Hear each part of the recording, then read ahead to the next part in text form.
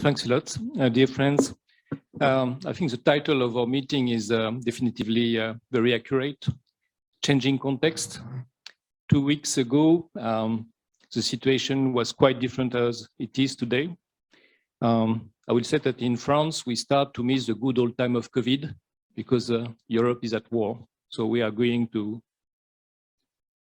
from bad to worse. When I say at war, it's not really at war, but war is back on our continent, and it's something that we didn't think that will happen.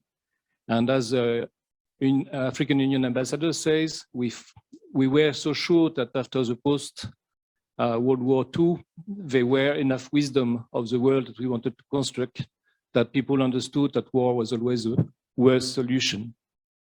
It seems that it's not exactly the case. And it is too bad because to quote or interpret our Egyptian colleague, I think really there is no alternative to multilateralism except what I hear once, chaos. That's the very reason why, as responsible UN Security Council member, we oppose the second Gulf War. And at that time, we were together with China and Russia. And we thought that it was a question of responsibility and credibility for the UN Security Council. Today's situation is not that different. The choice to go to war by Russia is deliberate, while diplomacy has still a lot of space, and all the efforts of President Macron and Chancellor Scholz and other leaders were going to bear fruits. I think there were even the possibility of an international meeting. So it's clearly a deliberate choice. We see also some other ingredients: cheap propaganda, futile accusation of threat. Let's remind you something. Exactly the same thing. Today, we appreciate China's support for EU efforts toward peace and ceasefire.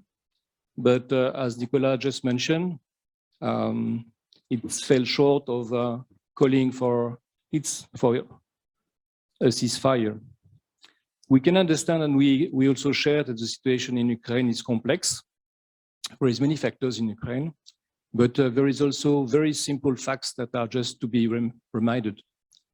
The simple is that there is an aggressor and there is a victim, that the aggressor is a superpower and the victim is a Pacific country. And on that basis, I think it should be easier to name things.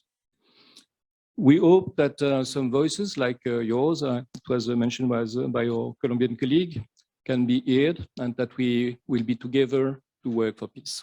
Thanks.